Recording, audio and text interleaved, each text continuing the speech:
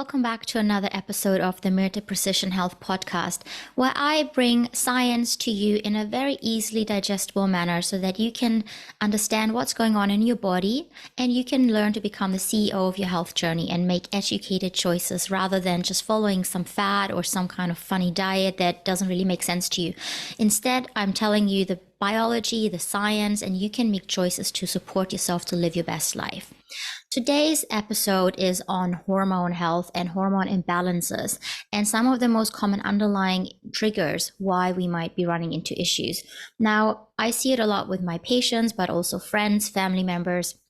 A lot of women have hormone or monthly issues, and they just think that that's something they need to live with, such as painful periods, crampy periods, PMS, where they feel down before the period starts, maybe even PMDD, where someone feels really quite low in their mood, even sometimes suicidal before the period starts. But also other things like endometriosis, PCOS, fibroids, cysts, all these different growth in the body that we really shouldn't be having that can contribute to symptoms. And oftentimes the main solution is usually to put someone on the pill to suppress hormones and to suppress the cycle altogether. I won't be going into details of why that might not be the best idea today. There are some downsides to it, so watch out for that. I'll talk about that at some other point in time. But oftentimes people, in particular the ones that listen to my podcast and my patients, obviously, they're looking for what is actually going on. Why is this happening? How can I support myself? That's the whole functional medicine approach to healthy living. We look at what is going on underneath the surface that is triggering the body to make these issues. Now, and today we'll talk about what are the most common reasons and underlying triggers to throw our hormones off balance so that we then develop these symptoms. Before we get into those underlying triggers, I first want to talk a little bit about what a normal monthly cycle looks like. So today's episode is really for anyone that still has a cycle. That can be from anywhere starting in teenage years until the last period when menopause hits and you just stop having a period. This is not for people post-menopausal. Now, when we have a monthly cycle, normally what happens is we have a period in the first few days, and that's when all of our hormones, estrogen, progesterone, testosterone, are really low. We're shedding our lining, endometrial lining, we're bleeding, and then slowly the estrogen starts to rise. And that then triggers something called follicle to produce and grow, and it has eggs in it and makes them mature and grow. Now, just before ovulation, that middle part of the cycle, our estrogen usually has a sharp rise, which stimulates our brain to send signals to the ovaries to release that egg, which is ovulation. If ovulation occurs, if that egg comes out, then that follicle that previously had the egg in it starts to turns into something else called corpus luteum. You don't have to remember those names, but it's really important to understand the basics to then understand where endometriosis is coming from and all these low progesterone, estrogen dominance, all these things that you might have heard of in the media. Now, in that second part of the cycle, we then normally have that corpus luteum making progesterone. And that is really important, that progesterone in that second half of the cycle. Now, if no implantation of the egg has occurred, so we're not fertilized, we're not pregnant, then all of a sudden, all of that stops, the hormones drop, and we have our next period, our next cycle. So that's usually roughly 28 days with ovulation right in the middle. A lot of the problems occur when we have imbalances in these nice natural rhythms and spikes of hormones. Now, a very common one is called estrogen dominance, and that's when that second part of the cycle, we don't have enough progesterone in comparison or in relation to estrogen, or we have too much estrogen. Either of them will give us estrogen dominance, more estrogen in comparison to progesterone than what we need. And that can lead to a lot of these very common symptoms like painful periods, heavy periods, PMS, having trouble sleeping before the period, mood swings, bloating, painful breasts, tender breasts. Also things like endometriosis have a component of this estrogen dominance to it, fibroids and cysts in our uterus, but also in our breasts. It's very common in women that have fibrocystic breasts or have fibroids in the uterus. So that often is linked to estrogen dominance. Also histamine issues, where people say they can't really tolerate anything with histamine. They have higher allergic reactions in that second part of the cycle, all got to do with estrogen dominance. And we'll get to the underlying triggers of that in a moment.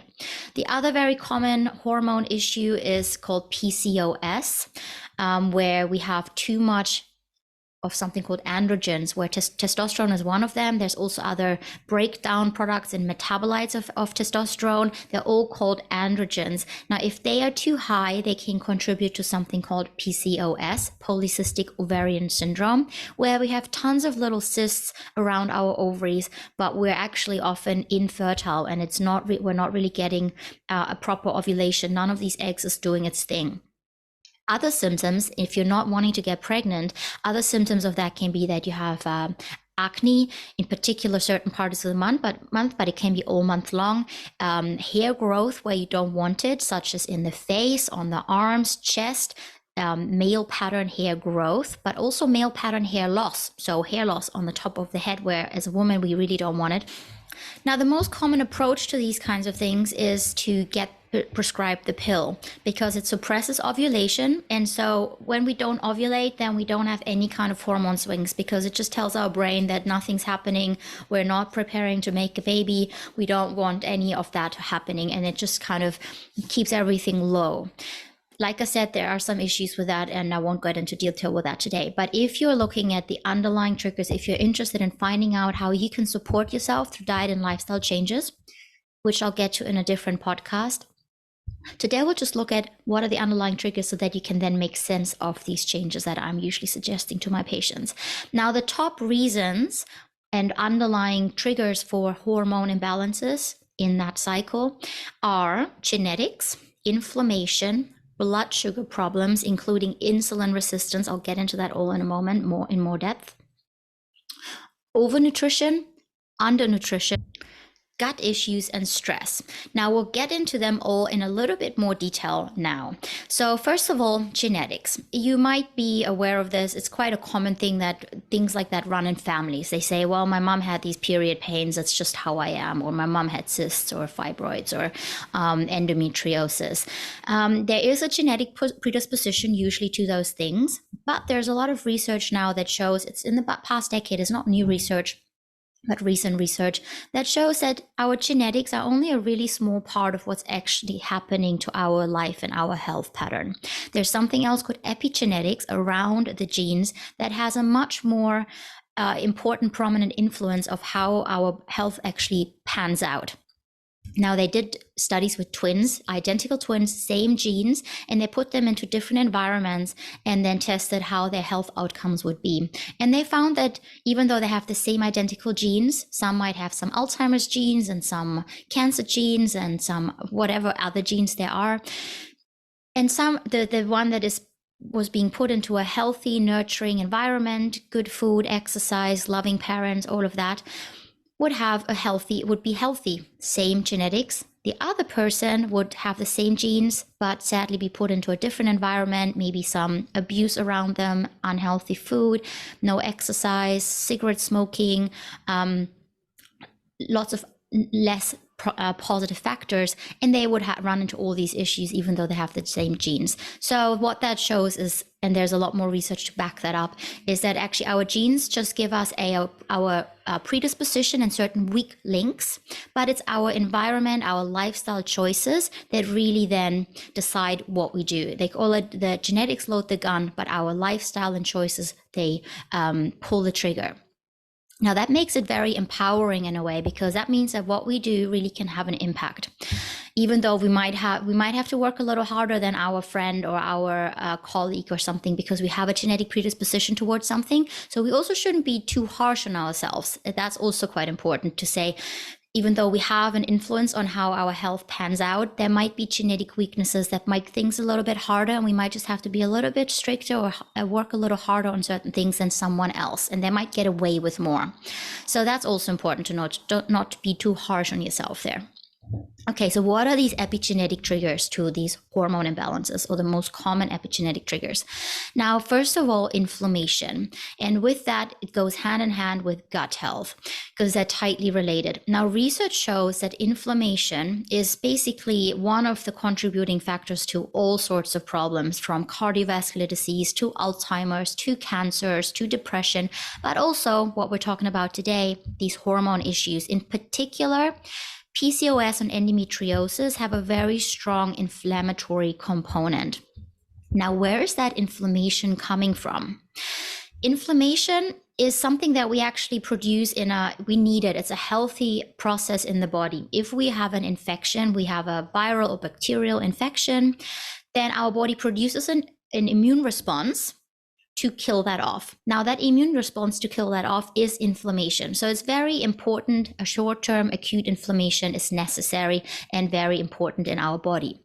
It only turns into an issue if we have a chronic low-grade state of inflammation that will then slowly, constantly irritate our cells and make things not work that well.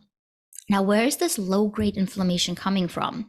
There's usually different factors, and one of it is our gut.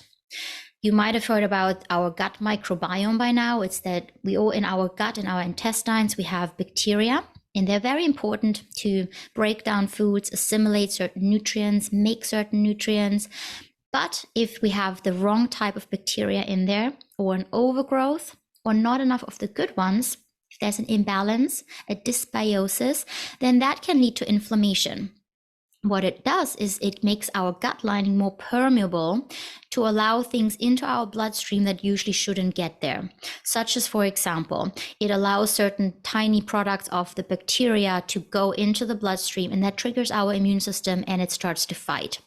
It also often we can develop food intolerances to otherwise healthy foods. For example, I see that quite a lot with my PCOS patients, endometriosis patients, my highly inflamed patients, that they have food intolerances to wonderful foods like almonds or eggs or ginger. And what happens is that if the gut is more permeable, they also call it leaky gut, then the food that usually, if the gut's really nice and strong, the gut lining, then the body breaks down that food, that almond, and only once it is tiny can it pass into the bloodstream. And then the immune system says, wait, great, I know what that is. I don't need to do anything. I'm staying chilled. If that gut lining becomes more permeable, then the same kind of food starts to pass into the bloodstream at a bigger or different size. And then the immune system doesn't recognize it anymore and starts to mount an attack because it thinks it's a virus or a bacteria that is attacking it. And then all of a sudden we start to have these food intolerances where we eat something that wasn't an issue before, and we are constantly inflamed. So I see that as a really big part of the puzzle for a lot of my hormonal inflammatory patients. Now, where does it come from? It's if we have an imbalance in the gut that can make that gut lining more permeable. And also just an overgrowth of bad kind of bugs in there, such as H. pylori or some other fungal infections in the gut like candida. They in themselves trigger our immune system nonstop to create inflammation. Now, that can all contribute to these issues like I talked about before. Now, another factor is that over and undernutrition, like I mentioned before. So overnutrition is when they did research and they found that just overeating in general causes inflammation. It creates something called palmitic acid, which triggers inflammation in the brain, even if we're eating healthy foods. But in particular, if we're eating an unhealthy diet with highly processed synthetic foods, a combination of high sugar, high fat is kind of the worst, with synthetic flavors mixed in, and it just inflames us, and then we develop these issues. Another thing is overnutrition, is overeat.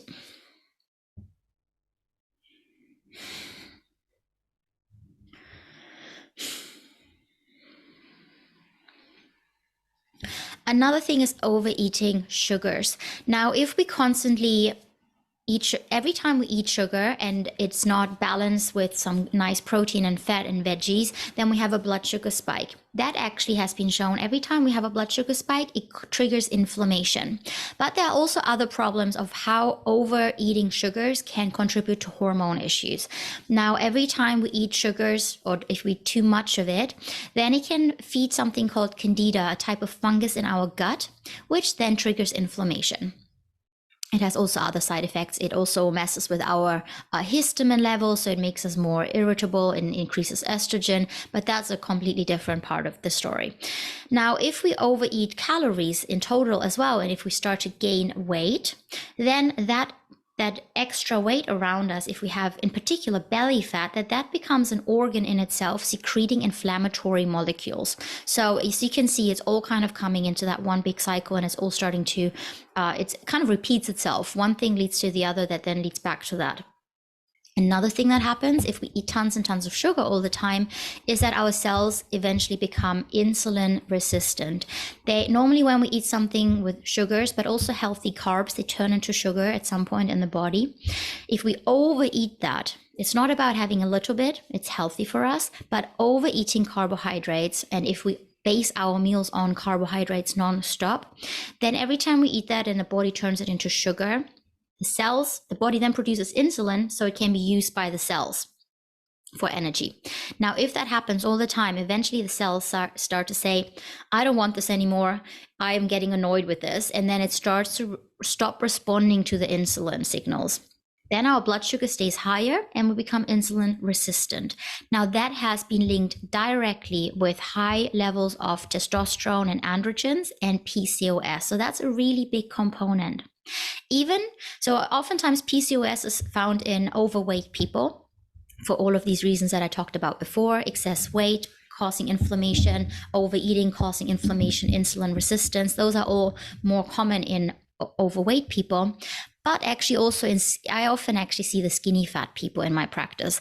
I get a lot of these girls coming in, they're skinny, they have skinny limbs, but they have that kind of belly fat around their waist, and they have PCOS, they have acne, they have unwanted hair growth, all of these symptoms.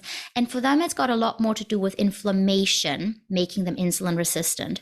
Or they might be skinny because they just don't eat that much, but when they eat tons of sugar, and then it still makes their cells irritated and inflamed, and it still contributes to constant blood sugar spikes, spiking their testosterone. Also, they might just constantly snack. They might not eat too much so they don't get big, but their metabolism is just as broken as someone that is overweight. And then there's two more factors that are very common for hormone imbalances and issues. And one is undernutrition and the other one is stress. I'll talk about them a little bit more now. So undernutrition has different facets to it. It could be that we undereat nutrients that are needed to balance our system out. One of the really good examples is omega-3s. Now, omega-3s are mostly found in fatty fish like salmon and sardines, but it is also found in, if you're plant-based, then you have to supplement with algae, because if you can't eat that much algae to get enough omega-3s. Now, if we get that, it helps our body quench the inflammation and keeps our inflammation low, and it helps our hormones. So that's a really good factor. It's also been shown to help our gut. So there's lots of different reasons why omega-3s are very important for our hormones. It might also be that you're under eating other nutrients. For example, we need to eat certain things like cruciferous vegetables, such as broccoli, cauliflower. They have substances in them that can help to detox estrogen. If we have too much of that estrogen in the second part of the cycle, it helps to detox that. We also need to have enough protein to keep our blood sugar steady and to support our thyroid hormone. Our thyroid hormone is made out of protein and iodine. That's the next nutrient that is needed. And thyroid is actually very important to allow progesterone to do its job properly. And so oftentimes I see that people are really low in iodine, or excessively high if they take tons and tons of supplements. But most often people are really low in iodine, and they don't eat enough protein. So then their thyroid is just kind of sluggish. They might not have a real thyroid disease, but their thyroid is called what's called clinical hypothyroidism, where it's just on the low end of the range, and it's just causing everything not to work that well. It also contributes to weight gain, to low mood, depression, hair loss, brittle nails, cold sensitivity. There are lots of things that thyroid problems in itself does. I'll do a different episode on that at some other point. But for today's episode, it does play a role for how progesterone works and can signal. So if we don't get enough of that in the second part of the cycle, then that can mess with our system. Also in that realm of undernutrition is that to make our hormones, we actually need lots of different vitamins and minerals for all the different processes that kind of go on in the body to make estrogen, progesterone, testosterone, and also something called neurotransmitters like serotonin and GABA. Now, research found that in the second part of the cycle, people that have a lot of that PMS, they are actually lower in GABA and serotonin, and they are needed to make us feel calm and happy and just kind of more peaceful. And they need protein as a building block, and then they need lots of vitamins and nutrients to take that protein and turn it into serotonin and GABA. So again, we just need to have a really nice, nourishing type of diet. And I'll talk about the steps that we can do in a different podcast. And then the last one on the puzzle of undernutrition is just not eating enough. Now, I talked about the problem of overeating and being overweight on our hormones in the previous section, but also undereating. It's another thing that I see in my patients, sadly, is that people just starve themselves. And if we starve ourselves and we just don't eat enough, in particular around that part, that ovulation, the middle of the cycle, then our brain thinks it's not safe to make babies. Even if you don't want to make babies, if that's far away from what you're aiming to do right now or maybe ever, to have a nice healthy cycle, we still want our body to think it is safe to make that baby so that we can ovulate, so that we can then make nice progesterone in the second part of the cycle.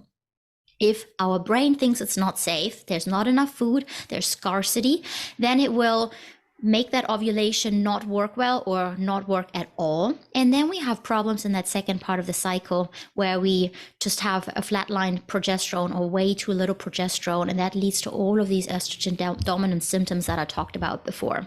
And then lastly, goes hand in hand with this one, is stress. Now, same as when we don't eat enough, when we're stressed, chronically stressed, then that can signal to the brain that it is not really the best time to make babies, and it will stop our ovulation, or it will mess with our ovulation, and then we'll have issues with that progesterone in the second part of the cycle. And it will actually also increase often our estrogen in the second part of the cycle even more. Now, if someone's chronically stressed and chronically doesn't eat enough, then eventually, let's go back. Initially, our estrogen will spike in the second part of the cycle if we're stressed out and not eating enough. And if we're constantly in keto, for example, and fasting too much, and it will drop our progesterone. Now, if that continues for very long, eventually our body is just completely depleted and it will drop both estrogen and progesterone. And I see that in my very skinny patients or in my very stressed out autoimmune patients that are chronically stressed out and burned out. Then eventually the hormones just completely plummet. We want some estrogen. We want definitely progesterone in the second half of the cycle to make us feel good, have libido, zest in life, nice hair, skin, feel calm, all of that. We need hormones for that. And progesterone in particular helps us with sleep and feeling calm, getting rid of excess water retention. It also helps when we grow things in the body, it's important. Estrogen makes things grow, so we have nice skin and hair. It also helps that endometrial lining to grow, but we need progesterone to help balance it out, because progesterone says, stop here, make this a little bit better, change the structure there. It kind of helps it mature and keep it in check. If we have too much estrogen and not enough progesterone, then we just overgrow things such as fibroids, endometriosis. Potentially, it's also linked to breast cancers, ovarian cancers. So we just don't want overgrowth. We want things to be nice and balanced. Back to stress as a cause.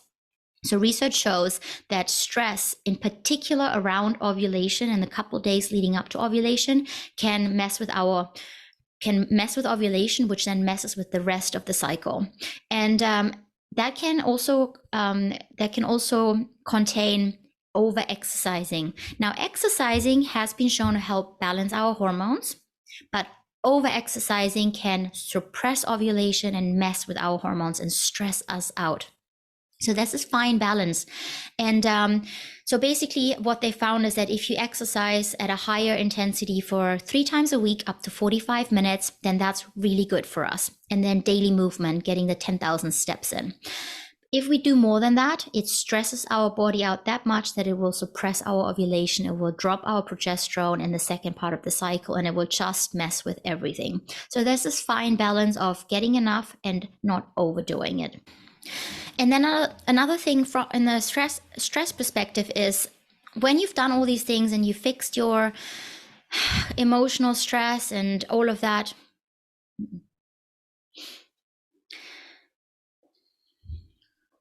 another part of that stress puzzle is not sleeping enough, for example. If you're a lot of my patients, again, A-type personalities that I see often, they will try and squeeze in yet another workout first thing in the morning and another social engagement at night, another networking thing, another whatever it is, and they just don't sleep enough.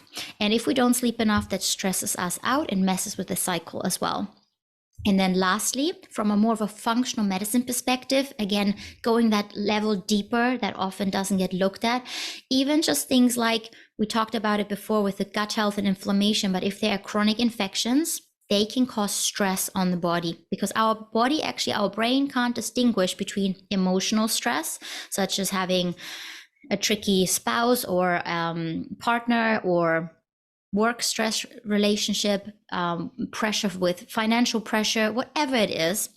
I can't distinguish between that or not eating enough or over exercising or having some infections, chronic viral infections, chronic candida, bacterial overgrowth. It also can't distinguish between that or, let's say, heavy metal load on the body, if there are toxins that are wearing us down, that are stressing the body out, or if there's not enough nutrients. So it all comes back to that same, in a way, we have all these different puzzle pieces that we want to look at. And if we fix them, and we'll talk about that in the next part, in the next episode that I'll record, then if everything goes back, it works like a really nice, smooth machinery, all the cogwheels work, and then our hormones usually get nice and balanced again.